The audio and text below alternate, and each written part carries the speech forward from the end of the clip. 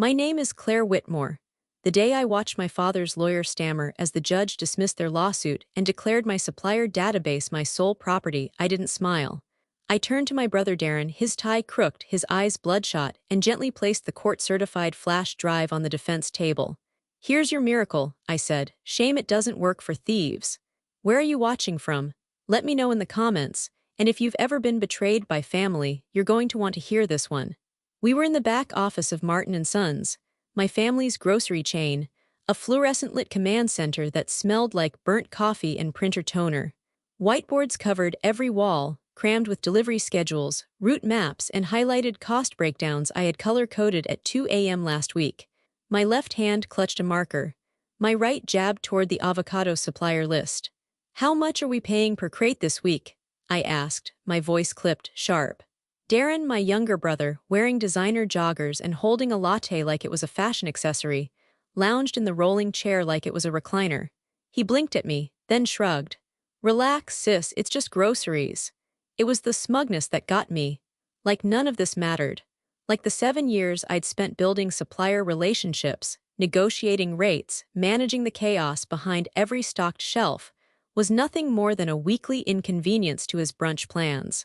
"It's not just groceries," I snapped. "It's margin, it's loyalty, and if you'd bothered to glance at the invoice, you'd know avocados jumped 23% this week. That's a problem." Darren took a sip, smirked, and leaned back. "Then maybe don't order so many avocados." That's when our father walked in. Harold Whitmore, founder of Martin & Sons, though the Sons were more branding than truth.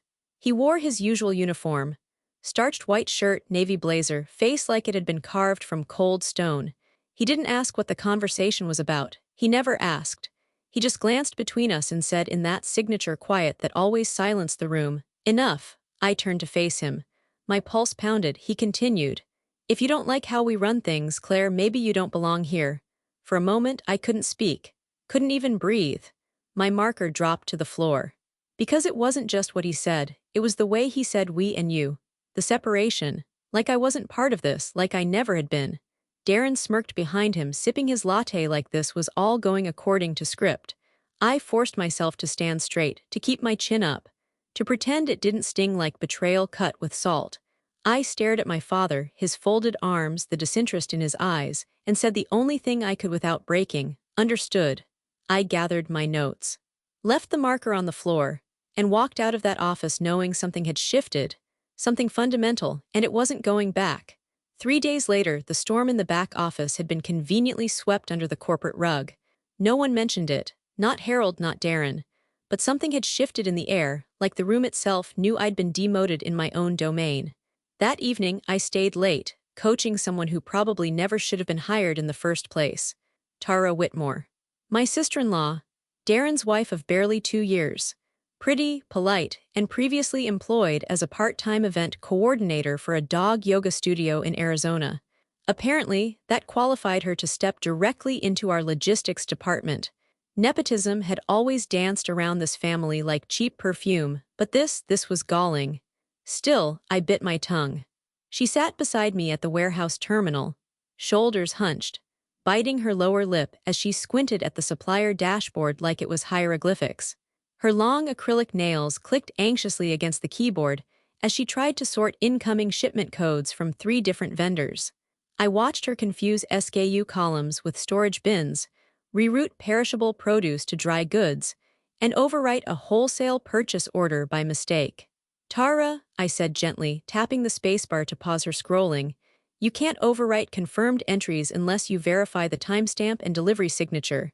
If you do, the warehouse won't release the shipment." "Oh," she gasped, pulling her hands away like the keyboard had burned her.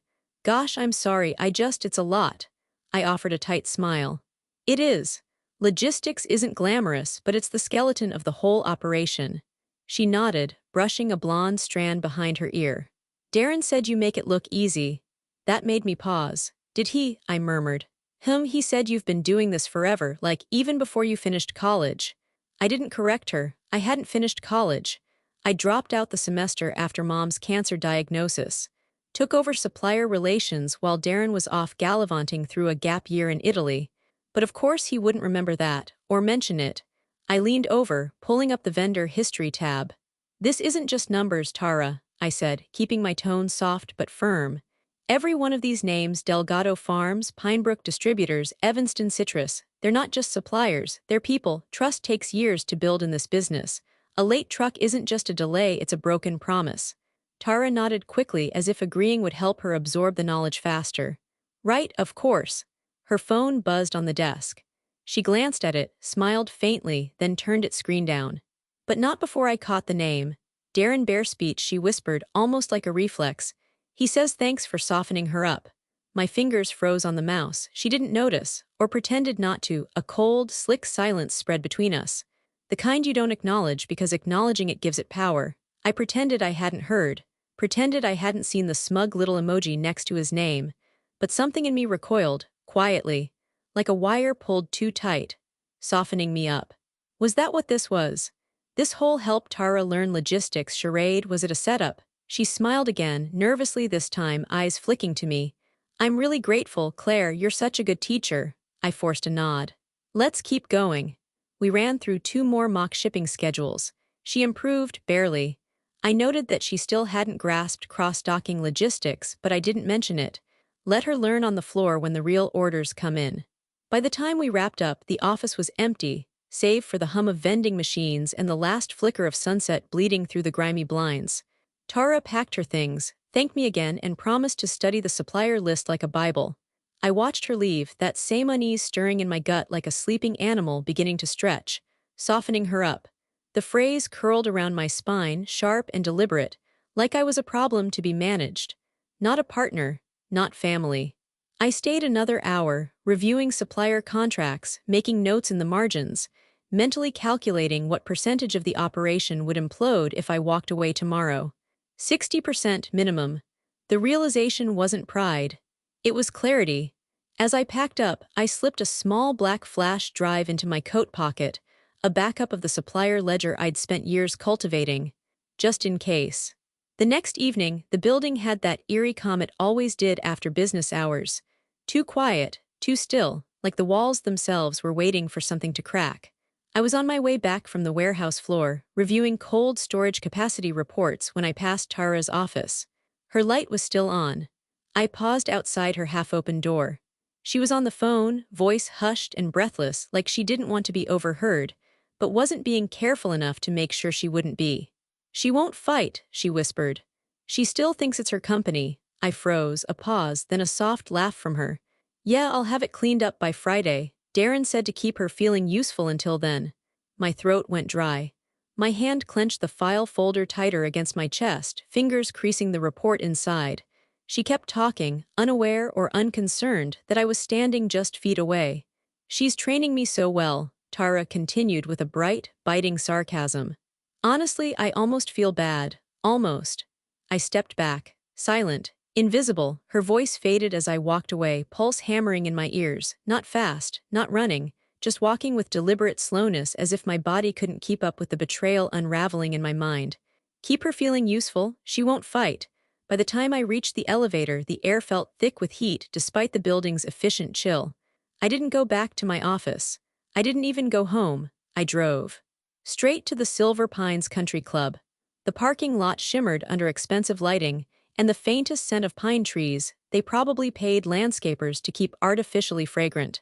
It was where Harold took clients for dinner, drinks, and the occasional reminder that he was the patriarch of something powerful.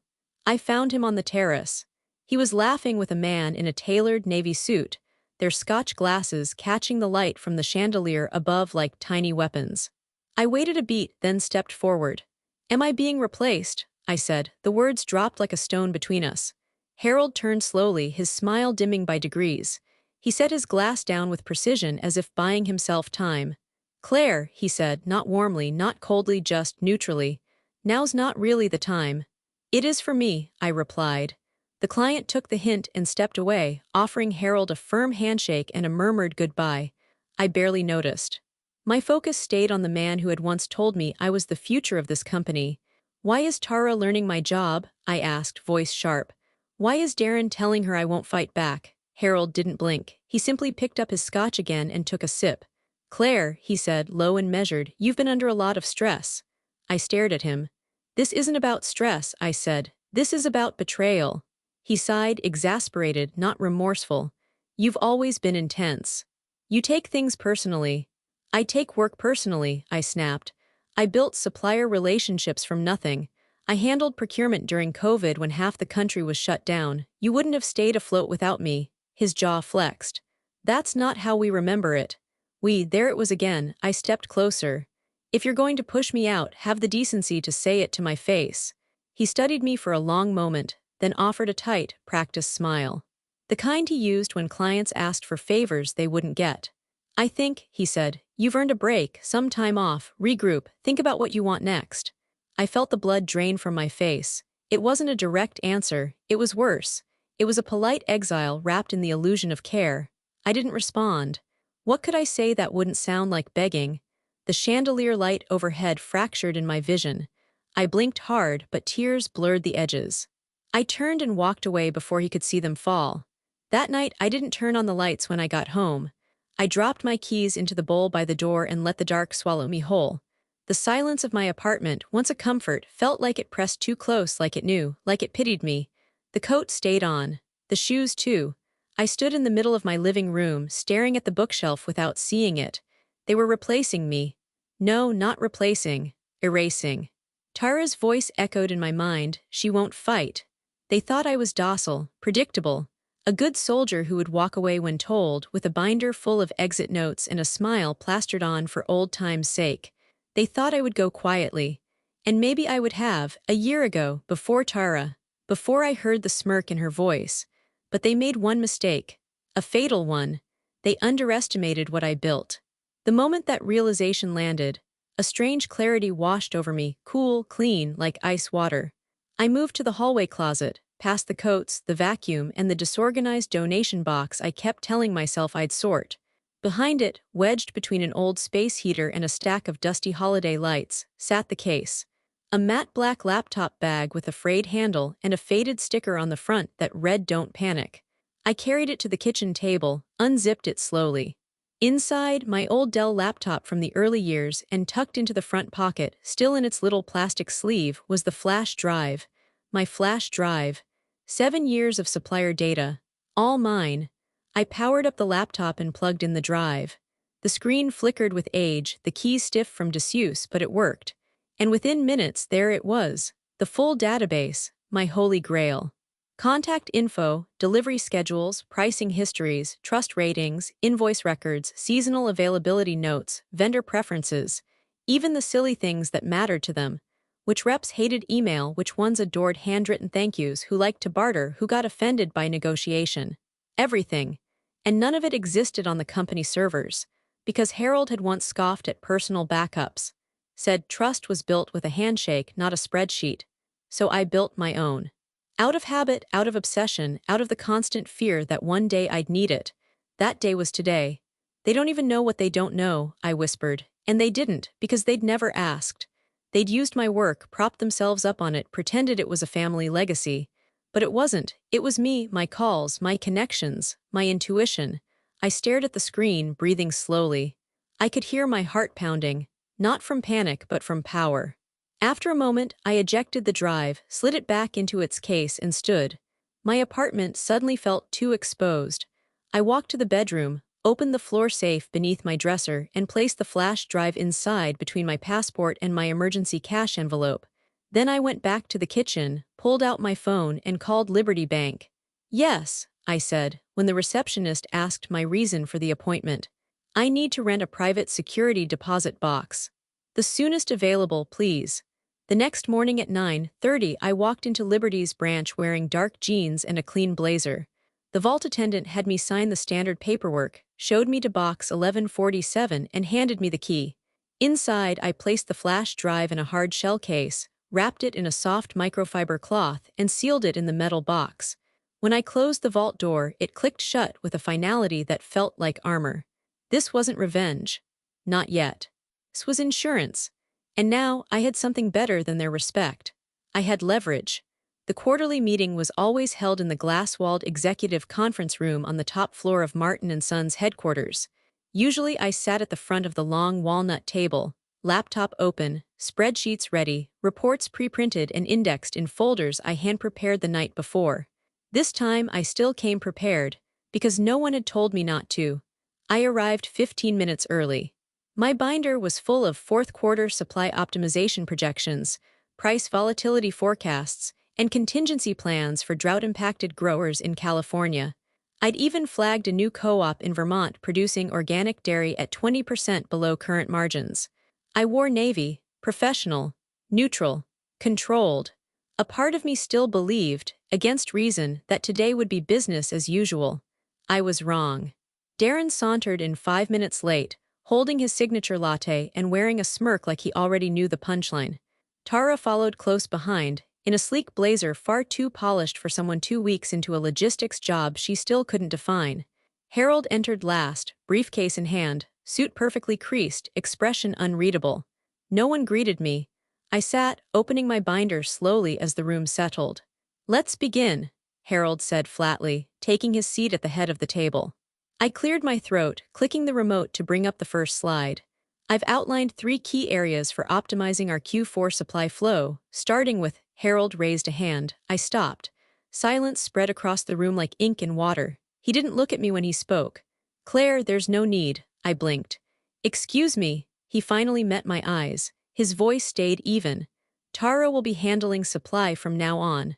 A soft thud echoed as my remote slipped from my hand onto the table. I couldn't form words. I looked to Darren, but he just raised his brows, sipping his drink like he was watching a show he'd already seen twice. "Effective immediately," Harold continued. "You're relieved of your duties. You'll have 5 minutes to collect your personal items." His tone was surgical, practiced. I could almost believe this was just another procedural change, if not for the look on Tara's face, that mixture of apology and triumph. Then Darren laughed, not loudly, just a sharp breath through the nose. Like something was finally funny. And just like that, I understood. This had never been about logic, or contribution, or family. It was about control. They'd decided I was too much, too intense, too competent, and now I was expendable. I stood slowly. I didn't argue, didn't ask why, didn't cry. I simply closed the binder. My hands were shaking. The room watched in silence as I pressed the binder against my chest, my final act of protection, and walked toward the door. No one stopped me. No one said goodbye. Just as I reached the exit, Harold's voice followed. "We'll have HR send your final paperwork. Please refrain from contacting our suppliers moving forward." I paused, not long, just long enough to breathe. Then I opened the door and walked out. If only they knew. The suppliers weren't theirs to lose. They were mine to take. The click of the door closing behind me felt louder than it should have, like a gavel strike. I walked the hallway on autopilot, the echo of my heels on the polished tile the only sound keeping me tethered to my body. Past the framed photos of ribbon cuttings and store openings, smiling faces I recognized but suddenly no longer felt a part of. When I reached my office, the door was still half open from this morning. My nameplate, Claire Whitmore, Director of Supplier Strategy, looked strange now, like it belonged to someone else. Someone still believed in. Inside, I moved fast. Not because I was afraid, because I didn't trust what I might feel if I slowed down. I grabbed the boxes stacked beside the file cabinet, tossing in folders, contract binders, annotated invoices, anything that hadn't already been duplicated or stored elsewhere. My hands trembled as I reached for my photos. One of Mom and me at the grand opening of the Dayton store. Another of me and Jay, 10 years ago, elbow-deep in a failed salsa sample booth. I nearly dropped it. A knock broke the silence. "Claire," I turned. Jay stood in the doorway, brows furrowed, confusion all over his face. He still wore his logistics team fleece, a warehouse clipboard tucked under one arm. "Did I hear that right?" he asked slowly. "You're leaving?" I forced a smile. "Apparently I'm no longer a good fit." His eyes narrowed. "They're pushing you out. They already did." I held up the half-filled box like proof. "Tara's got supply chain now. Surprise promotion." Jay stepped into the office, closing the door behind him. "But she can't even sort inventory without calling it." "What's really going on?" I shrugged, setting another stack of files into the box. "Guess Harold and Darren want a cleaner chain of command, someone who doesn't ask too many questions or correct Darren in front of others." Jay didn't speak for a long moment. He just watched me quietly as if measuring the truth behind my calm. Finally, he said, "You look like you're about to crack in half." "I'm fine." No, you're not. I paused, resting both hands on the edge of the desk. I don't have time to not be fine. He stepped closer, his voice low. Claire, what are you going to do? I met his eyes, and for a moment I didn't answer. Not because I didn't know, but because the answer felt too dangerous to speak aloud. Then I smiled, thin and brittle. I guess I'm free now. Jay looked at me like he'd just been handed a puzzle he'd seen before but never finished. His voice dropped even lower. You have something, don't you? I blinked. What? You're not panicking, you're mad but not scared, which means you've got something they don't know about. I didn't respond, he didn't press. Instead, he nodded once, just once, and said, You're not going alone. I stared at him. You don't know what I'm planning. I don't care. He picked up a box and started stacking a few of my books into it like it was the most natural thing in the world. I know this place doesn't run without you. And I know what Darren knows about logistics could fit on a post-it. You carried this department on your back for years. Some of us remember that. He paused. So wherever you're going, I'm coming with you. For the first time since that morning, something in my chest loosened. Not hope, not yet, but momentum. I haven't even told you what I'm doing. You will, Jay said, offering me a quiet smile. When you're ready, I've got time. We packed the rest of the room in silence. But it wasn't heavy anymore. It was charged. Like a fuse had just been lit. I didn't expect an audience. Not for the walk of shame, as Darren always called it when someone got let go and had to carry their life out in cardboard boxes. But I guess shame only sticks if you believe you've done something wrong. Jay held the door open as I stepped into the corridor, 2 boxes stacked in my arms, the binder pressed between them like a spine. The hallway was quiet at first. Then I heard footsteps behind me, a second set, then a third. I glanced over my shoulder. It started small, Janelle from procurement. Then Hector, one of the warehouse leads. Then the front-end floor manager from store 42, whose name I could never pronounce but whose kids I always asked about when I saw her. They didn't say anything. They just followed. Down past the accounts office. Past the training center. Past the rows of framed news clippings on the wall. Family-owned market defies chain giants.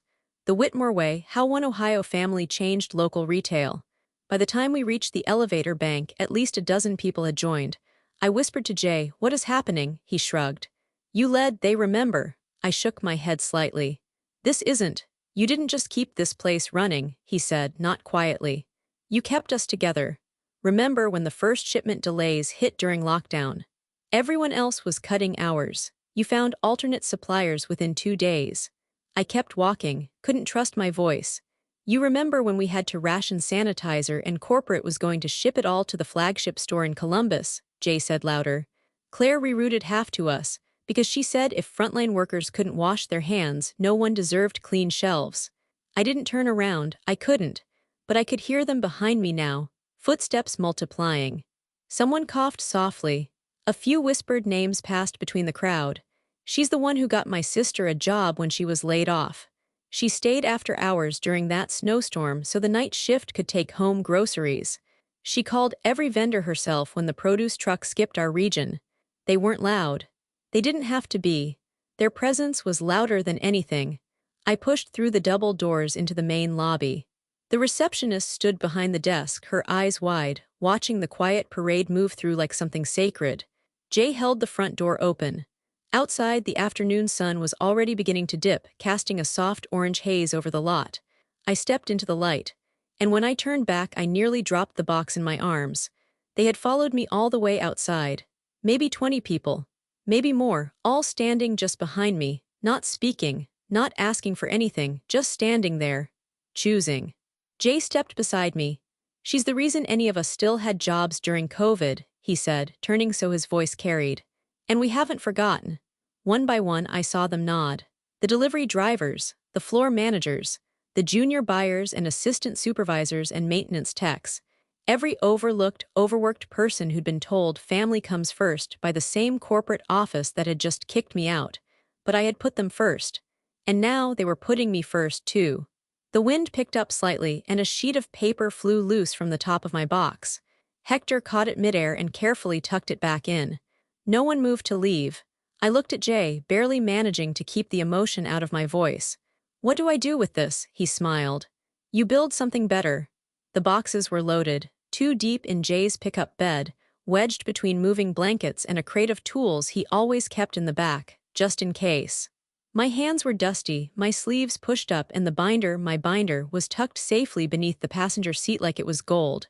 I could feel the others behind me still, scattered across the parking lot like silent sentinels, unsure whether to disperse or wait for some unspoken cue. Then the door slammed open. Harold's voice cracked the air like a whip. "Claire." I didn't turn. But I felt it, the fury in his stride. The sharp rhythm of expensive leather soles pounding the pavement like judgment. He stormed toward us, face red, a folder clenched in one hand, his blazer flapping like it had finally given up pretending it still fit the man he once was. "What the hell do you think you're doing?" he shouted, loud enough for half the lot to hear. Jay stepped in front of me, but I laid a hand on his shoulder. It was fine. I didn't need a shield. I stood, calm. "I'm collecting what belongs to me," I said. Harold's voice trembled not from fear but from a lack of control he didn't know how to cope with. "That database, that supplier list, that is company property. You took it, that's theft." I met his eyes. "It's not, it was never on company systems, you never even wanted it digitized. It's mine, my work, my relationships." "You think a flash drive makes you untouchable?" he spat. "Get me legal on the phone. Now." Behind him, Darren emerged, phone already pressed to his ear, eyes wide and frantic. He looked less like a man managing a crisis and more like a kid trying to stop a dam with a strip of duct tape. "I told you to restrict her access." He hissed at someone through the phone. "Why is half the delivery calendar still showing her name?" Jay coughed into his hand. "Because no one updated the vendor routing systems." Claire was the routing system. Harold turned sharply. "You think this is funny?" Jay shrugged. "I think it's fascinating how fast the ship sinks without the person steering it." Harold jabbed a finger at me. "You're finished. You'll never work in this town again." I almost smiled. "I'm not trying to work in this town, I'm trying to change it." He stepped closer, but not too close, not with so many eyes watching. "I'll sue," he seethed. "You'll be buried in legal costs." "You'll have to prove ownership," I replied evenly. "And I have time-stamped files, emails, supplier signatures going back 7 years. Your lawyer can spend the next 6 months combing through that while your stores run out of inventory." Darren's voice cracked from behind him. "Half our deliveries for next week haven't even been confirmed. All our frozen shipments are still waiting on vendor check-ins." He looked up at Harold, panicked. "We're bleeding out." The wind caught the edge of Harold's folder, scattering papers across the pavement like a broken promise. I didn't move to help. I turned back toward Jay's truck and climbed in, hands steady now, breath measured. Behind me, Harold shouted something about court orders and breach of loyalty. Darren cursed into his phone. Tara's name was mentioned, quickly, bitterly. I didn't flinch. Because I knew something they didn't. You can't trademark trust. You can't copyright loyalty. And you sure as hell can't fire the soul of your company and expect the heart to keep beating.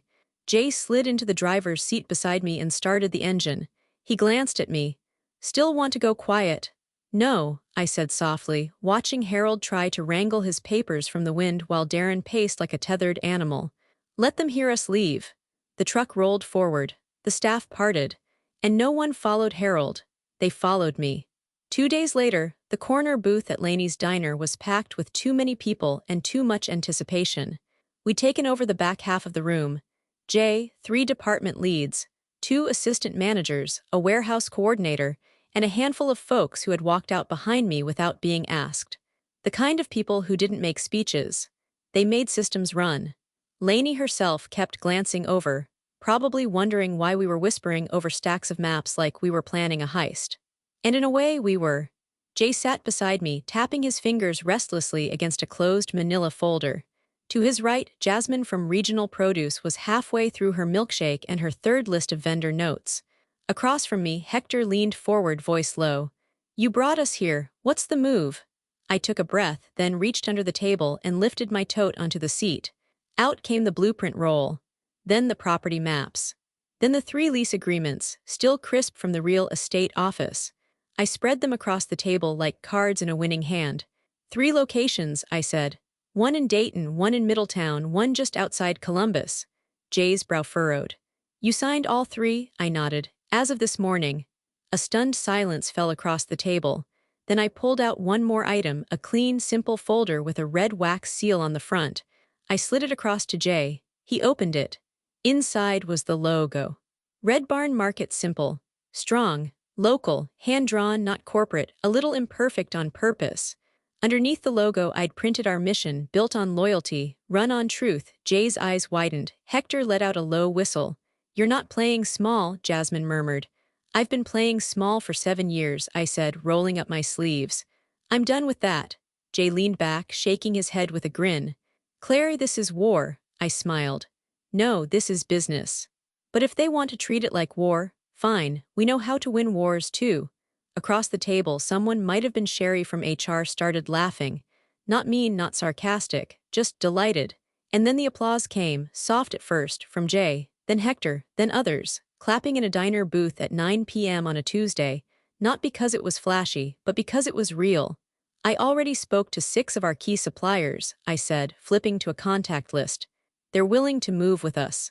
2 are even offering launch pricing. We start light, produce forward, specialty items, community-first branding, we scale smart." "And shipments?" Jasmine asked, always practical. "First arrivals hit Monday," Jay laughed, running a hand over his face. "You weren't fired, you escaped." The others started talking at once, ideas, schedules, suggestions for signage and uniforms and POS systems. It felt like stepping into clean air after years in a windowless room. I sat back for a moment, just listening. They weren't asking for permission. They were building something, with me, no suits, no legacy names, no glass-walled boardrooms, just work, just trust. And for the first time in weeks, I let myself believe that this wasn't just retaliation. It was the beginning of something honest. And something ours, 2 weeks. That's all it took. 14 days and Harold's empire looked like a ghost town with working lights. I didn't need to hear it from the inside to know what was happening. The signs were everywhere. Yelp reviews turned brutal. Customers posting photos of empty produce sections, broken fridges, half-stocked shelves with slapped-on delayed shipment signs. The whispers came from former staff, vendors, even random shoppers. "No deliveries confirmed. The system's down. They're blaming the weather, but there's no storm." No, the storm was already here. I watched it unfold from a quiet coffee shop across town, earbuds in, listening to supplier reps update me on soft launch projections for Red Barn. We had our first delivery windows for the Dayton store. First-week orders were already exceeding forecasts. Then came the envelope, delivered to my apartment by courier. No knock, just sitting there when I opened the door. "Whitmore and Associates, Legal Counsel, Confidential. Time sensitive." I didn't open it right away. I already knew what it was. Still, when I finally slit the seal, I had to steady my hands before unfolding the letter. "To Ms. Claire Whitmore, you are hereby notified that Martin & Sons Market Chain has filed a civil complaint against you, alleging theft and unlawful use of proprietary business information, including but not limited to a supplier contact database." I read the whole thing. Twice. They were suing me for stealing my own work. A slow burn lit beneath my skin. That night, I pulled out the same flash drive from the Liberty Bank vault. Not to review it, but to confirm every timestamp, every digital signature, every scrap of metadata that proved this database was mine. Created, curated, and built long before Tara had ever fumbled through her first inventory sheet. I called my attorney, Caroline Shaw. No nonsense, brilliant, and used to untangling messy family business disasters. She asked one question after reading the filing. "Do you want to settle?" I didn't even blink. "No." And so 2 mornings later, I walked into Franklin County Courthouse in a charcoal gray suit, hair pulled back, heels clicking against marble. I was calm, not because I wasn't scared, I was. But fear doesn't grow in truth, and I had all the truth I needed. Harold's legal team sat stiffly at their table, all crisp collars and forced confidence. Darren was beside them, tapping his leg under the table like a metronome out of control. Tara wasn't there, of course not. Caroline leaned toward me. "They're betting on intimidation. Stay quiet, stay clean." When the judge entered, we rose. When he gestured for statements, Harold's lawyer stood and launched into a speech about internal resource theft and confidentiality breaches, and an employee weaponizing access for competitive gain. I didn't flinch. Because when it was our turn, Caroline stood, but then paused. "Your Honor," she said, "with your permission, Ms. Whitmore would like to speak on her own behalf." The judge looked at me over his glasses. "Proceed." I stood, walked forward. No papers in my hands, just the flash drive and one bound folder. I was never asked to hand over this data because no one in that company ever thought it mattered until now, I said. This isn't intellectual property. It's intellectual labor. It's 7 years of unpaid overtime. It's every relationship built while my family called me overdramatic for caring. The judge raised a brow. You claim sole authorship. Yes, Your Honor, I have timestamps going back to 2016. Supplier email threads, handwritten notes, vendor agreements, all predating any company record of these sources. Most of them came through personal outreach, not corporate onboarding. I handed the judge the folder. Caroline added, all notarized, timestamped, and backed up through Liberty Bank's verified digital vault system. The courtroom went quiet. You could feel it, the shift, like a wire snapping under pressure. Harold's attorney shuffled papers. Darren looked like he might be sick. I didn't look at them. I stayed focused on the judge. Let me be clear, I said. This wasn't stolen. It was ignored. Until the moment they realized they couldn't function without it. He gave a small nod, his eyes scanning the folder. Very well, he said. We'll recess for review. Ruling will follow shortly. When I returned to my seat, Caroline gave me a sidelong smile. That was surgical. I nodded, but my breath hadn't settled. The courtroom had been built to intimidate, to silence women like me who didn't come in with power but earned it day by day, call by call, line item by line item. Now I'd put it all on the record, and I was ready for the ruling. The courtroom was fuller than I expected when we returned from recess. Word must have spread, because there were now observers in the gallery who hadn't been there that morning. A few former employees I recognized. A journalist from the Columbus Ledger. Even a camera crew standing outside the open door, waiting. But I didn't look at any of them. I kept my eyes fixed on the judge, who was leafing through my folder with slow, deliberate focus. He didn't rush. He didn't ask for clarification. He just read. Every minute felt like a year. Harold sat across the aisle from me, his jaw tight, arms crossed. He looked more like a man trying to will himself into control than someone who believed he'd win. Darren, on the other hand, was unraveling. He hadn't stopped bouncing his leg. His phone sat face down on the table, screen lighting up every few seconds with incoming texts, probably from Tara, or their operations team, or legal, or all of the above. They'd built their entire case on the assumption I would fold, that I'd settle, that I'd walk away quietly like a good little daughter. They were wrong. All rise, we stood. The judge cleared his throat and adjusted his glasses. I've reviewed the documents submitted by both parties, he began, and while the question of intellectual property can, at times, fall into gray areas, this is not one of those times. I felt my breath catch, just slightly. Data presented by Ms. Whitmore shows consistent authorship, development, and personal stewardship over a period of more than 7 years. There is no indication this database was ever entered into the Martin & Sons corporate system or treated as a protected company asset. No non-compete clause exists between Ms. Whitmore and the plaintiff. Therefore, he looked up. This database is her personal intellectual property. The plaintiff has no ownership. Gasps rippled through the courtroom. Someone on Harold's legal team dropped their pen. Darren went pale, his face collapsing into his hands.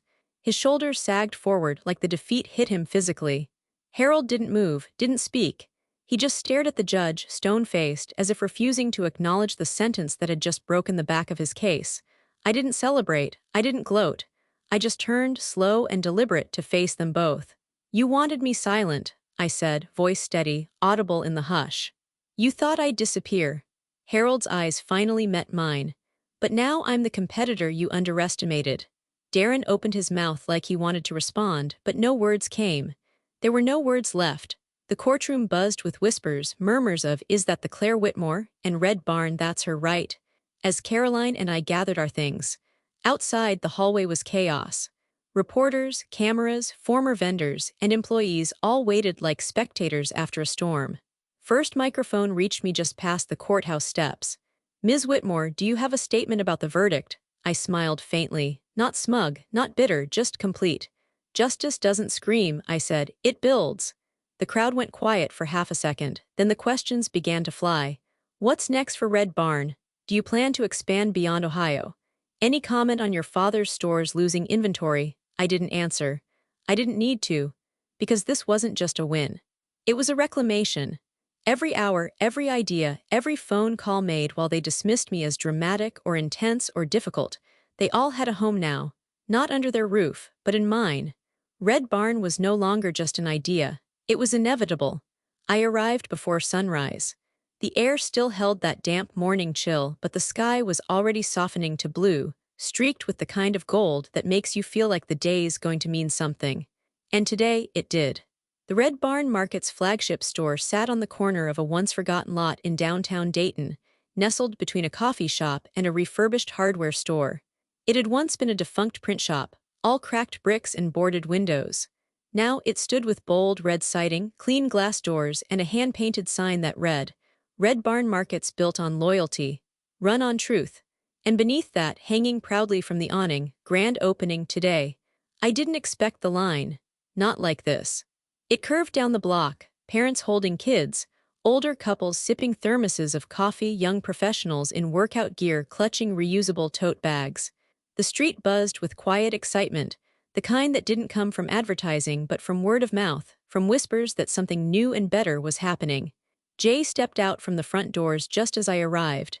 His apron was on backward, flour dusted across his chest. He took one look at the line and laughed. Claire, you sure you only want 3 stores? I raised an eyebrow. Let's get these right first. He grinned, then nodded toward the storefront. Your army's in there, ready, and they were. Inside, every register was manned by someone who had once packed up their desk alongside me. The bakery smelled like fresh cinnamon rolls. Produce was stacked like artwork. The freezer section was spotless. Smiles everywhere, real ones. The kind you don't see in chain stores anymore. Jasmine from Produce ran up, her ponytail bobbing behind her.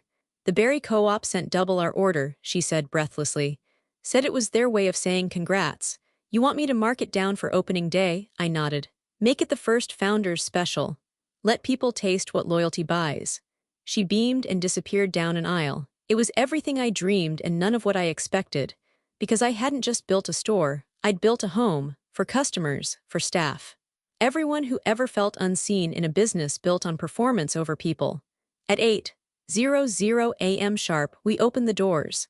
The crowd flowed in like water, breaking a dam, cheers, laughter, and even a few happy tears from staff who'd helped hang drywall 2 weeks ago and now stood behind polished counters in crisp aprons.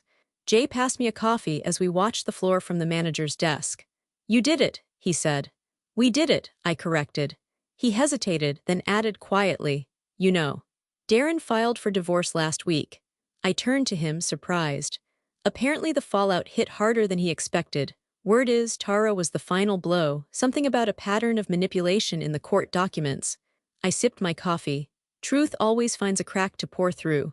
And guess who showed up at the hiring tent yesterday? He added with a wry smile. I blinked. No. Oh yes, Jay laughed. Tara, resume in hand. She wore sunglasses, but I'd recognize that walk anywhere. Said she was looking for a fresh start with a community-focused retailer. I didn't even feel anger, just nothing, a full, peaceful nothing. Did you interview her? I asked. Nope, he replied, taking another sip. But I did suggest she check out the opening at Martin & Sons. I heard they finally got their shipments 2 weeks late. I laughed then. Really laughed. The first one in a long time that didn't have an edge to it. Outside, a little girl clutched a paper bag with our logo on it. Her mom snapped a picture beside the mural near the entryway. A couple in matching hoodies leaned over the fresh fruit bins, laughing over mangoes. We'd done it. Not just survived, but flipped the narrative. Red Barn wasn't a comeback. It was a beginning. A better one. 1 year later, I stood beneath twinkle lights strung across the rafters of our first Red Barn, the one in Dayton, watching my people dance between shelves of artisan jam and displays of winter squash. The store didn't even close for the party. Customers joined us, sipping cider from compostable cups, children making snowmen out of marshmallows at the community table near the bakery. Jay had turned the stockroom into a makeshift photo booth. Jasmine wore a Santa hat made of kale. Hector's playlist, as always, was stuck somewhere between Motown and overly enthusiastic holiday pop. And I just watched. Because sometimes, the victory isn't loud. Sometimes it's in the way laughter fills a space that once sat empty, or how your team beams without prompting, or how no one's watching the clock. 9 stores, that's how far we'd come. 9 locations across Ohio and Pennsylvania, all run with shared profit, community hires, supplier transparency, and most importantly, trust. The Red Barn model didn't just survive, it thrived. And not once, had I missed the glass conference room at Martin and Sons. I was refilling my cider when someone tapped a spoon against a mug, calling for a toast. It was Lily, my cousin, the only one from Harold's side who'd ever crossed that invisible line in the sand after everything went down. She wore a sparkly red blazer and held her cup high with dramatic flair. Before Claire tries to sneak out and reorganize a shipping manifest, she began, eyes sparkling. I just want to say what everyone here already knows. She looked right at me. We always knew who the real power was, and we bet right. Everyone cheered. I laughed, embarrassed, my cheeks warm from more than the cider. Jay clinked his glass against mine. You okay with being the face of a revolution now? I looked around. At the team. At the customers who didn't even know the backstory and never needed to. At the kids dancing between rows of hot cocoa mix. And then I looked at Lily and said, the best part isn't being the face. It's being surrounded by people who saw me before the rest of the world did. She smiled. That's the only kind of family that matters. I nodded, raising my glass. Not for myself, but for everyone who stayed when it was easier to walk. Everyone who saw through the lies, the silence, the power plays, and still chose truth. Legacy doesn't come from a name on a sign. It comes from the people who choose to build something with you. And in this store, this movement, this family, I wasn't just leading a business. I was living proof that loyalty isn't inherited, it's earned.